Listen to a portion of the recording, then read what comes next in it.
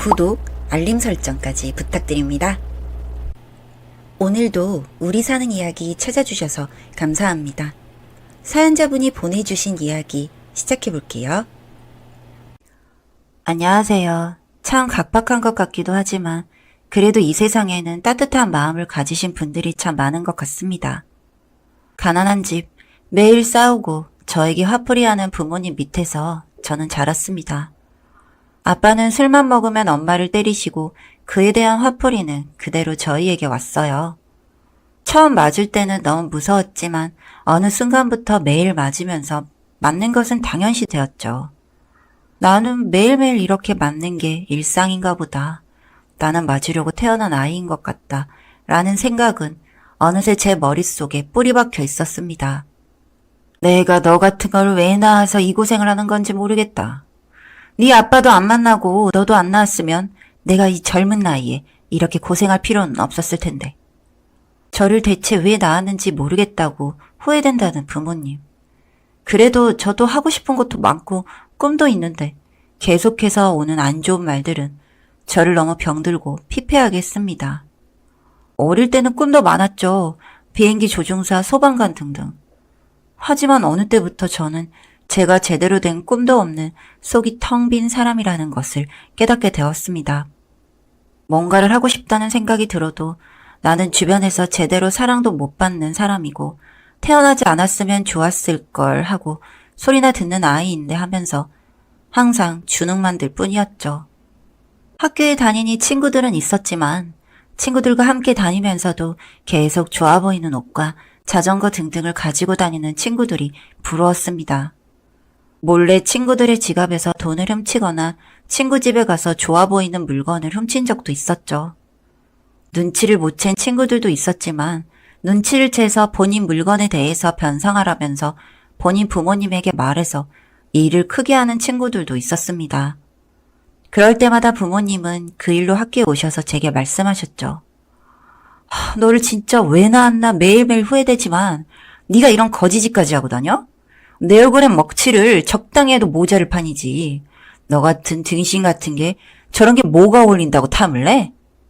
보통의 부모들이라면 갖고 싶으면 말을 하거나 돈을 모아서 사지 했겠지만 보자마자 또 등신이 왜 나왔는지 모르겠다면서 욕을 하는 부모님.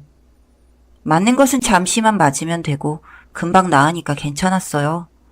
하지만 거친 말들은 제 마음속에 차디찬 얼음 조각이 되어 꽂혀서 좀처럼 녹지 않았습니다.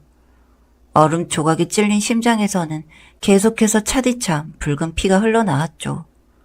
너무나 아픈 마음에 심한 말들이 많이 들리는 날에는 집 밖으로 나오기도 했죠. 말 그대로 가출, 돈도 없고 갈 곳도 없고 할 일 없이 밤새 길거리를 걸었습니다.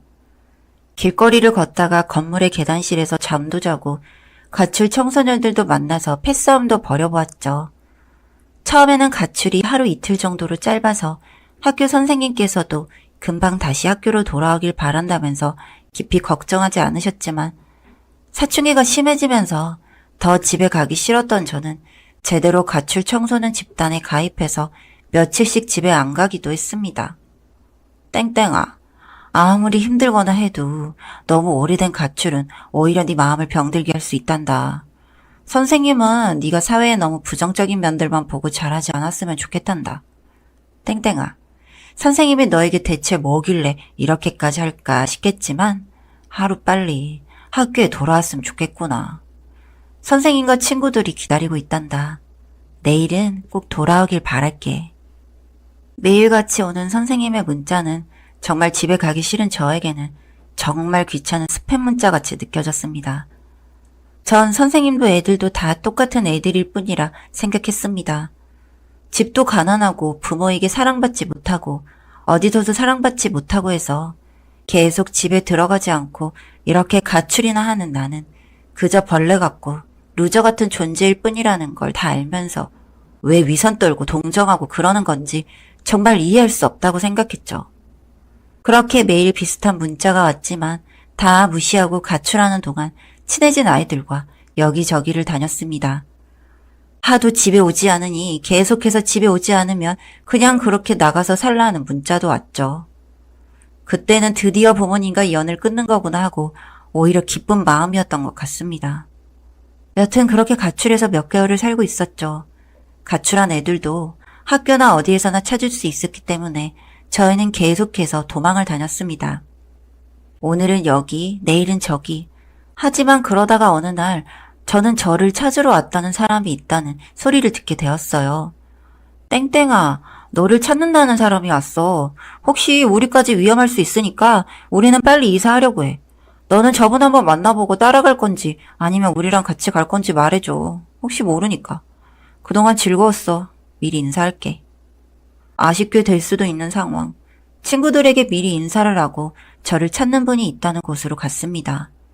혹시 부모님이 날 찾으러 온 건가? 아니면 선생님일까? 정말 잡히기 싫은데 일단 인사는 해야 하고 무슨 상황인지 알아야겠기에 친구가 알려준 카페 주소를 따라 가본 곳에는 여자분의 뒤통수가 보였습니다. 엄마인가? 선생님이신가? 떨리는 마음으로 여자분의 모습을 확인했고 저를 찾으러 오신 분은 선생님이셨습니다. 땡땡아, 그동안 잘 지냈니? 네가 얼마나 걱정이 됐는지. 우연히 네가 있다는 곳을 찾게 되어서 오게 되었는데 네가 안 나올 수도 있다고 생각했어. 내가 뭐라고 널 찾아오나 싶은 생각도 있겠지. 다시 집으로 가게 될 수도 있으니까. 그래도 이렇게 선생님 만나러 와줘서 정말 고마워. 제가 있는 곳을 힘들게 찾아와서 오셨던 선생님. 처음에는 절 설득해서 다시 집으로 그리고 학교로 보내시는 건가 하고 생각했어요. 하지만 선생님의 입에서 나온 생각은 저의 생각과는 전혀 다른, 그리고 오로지 저를 위한 선생님의 배려였습니다. 네가 다시 집에 그리고 다니던 학교에 가기 싫다는 거 잘 알아. 그래서 너를 어떻게 하면 집에서도 보호해주고 전에 다니던 학교로 갈 수 없게 할지 곰곰이 생각해봤어. 그리고 그러던 중에 선생님 부모님께서 너를 보살펴주겠다고 하셨어. 여기와는 많이 떨어진 시골이고 아마도 전학을 갈 수 있을 거야. 일단 선생님과 함께 선생님 부모님이 계신 쪽으로 가자. 선생님이 이제는 전혀 걱정 안 하고 살 수 있게 도와줄게. 너무나도 따뜻한 선생님의 제안. 순간 이제 친구들과 헤어져야 해서 고민도 되었지만 그것보다는 따뜻한 누군가의 손길과 다시 펼쳐볼 수 있을 꿈에 대한 갈망이 컸습니다. 저는 선생님의 손을 잡고 선생님 부모님이 계시다는 집에 갔어요. 안녕, 네가 땡땡이구나. 말 많이 들었다. 이렇게 어린 아이에게 그런 험한 말이랑 손짓을 매일 했다니. 그 어린 나이에 얼마나 고생이 많았을꼬. 그저 저에 대한 동정으로 이러시는 것 같았던 선생님의 부모님은 그저 저에 대한 관심과 사랑으로 절 키워주셨습니다. 고생했던 아이, 불쌍한 아이가 아닌 그저 하나의 어리기 때문에 보살핌을 받아야 하는 아이로 돌봐주셨어요. 선생님 부모님 댁에서 저는 제가 가출했던 시간 동안 너무나도 바랬던 사랑과 따뜻한 온기를 느낄 수 있었습니다. 덕분에 다시 학교에 다니면서 꿈도 펼칠 수 있었죠. 제게 할머니, 할아버지가 되어주신 선생님의 부모님을 위해서 공부도 조금씩 해보았어요. 아무래도 가출하는 시간 동안 매일 놀고 한 게 몸에 배어서 처음에는 공부가 많이 쉽지 않았습니다.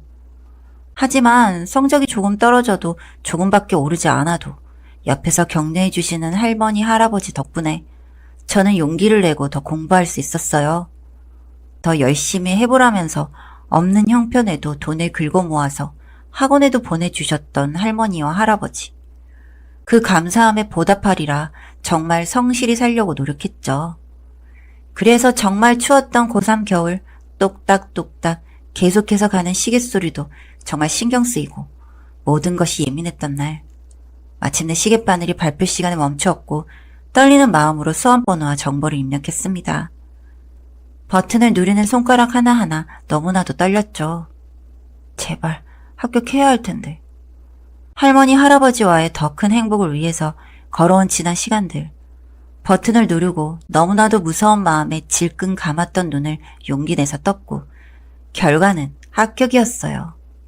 합격이라는 문구를 보자마자 저는 그동안 꾹 참았던 눈물을 터뜨렸습니다.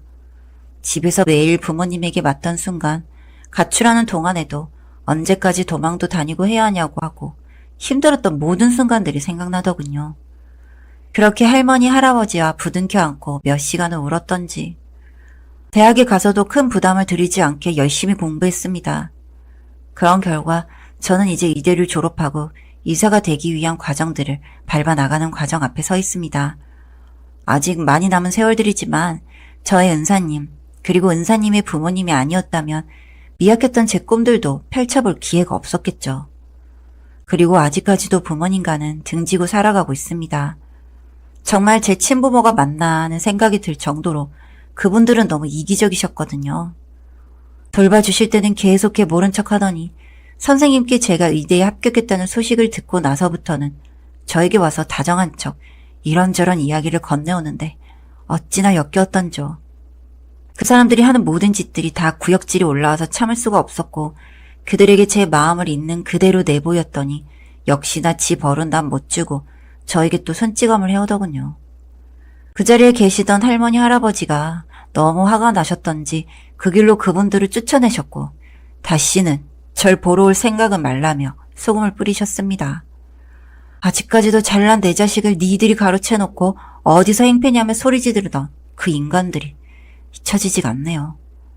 전 그런 사람들에게 아마도 다시 돌아갈 일이 없을 것입니다.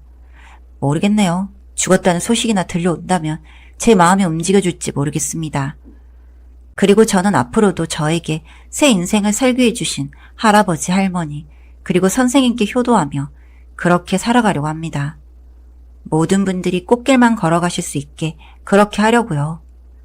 이렇게 친부모에게 자식 취급도 못 받고 살던 사람도 기적처럼 좋은 분들을 만나 인생 역전할 수 있음을 알려드리고 싶었습니다. 희망이 되었으면 하는 마음에서도 제 이야기 들어주셔서 감사합니다. 사연은 여기까지였고요. 우리 사는 이야기 시청해주셔서 감사합니다.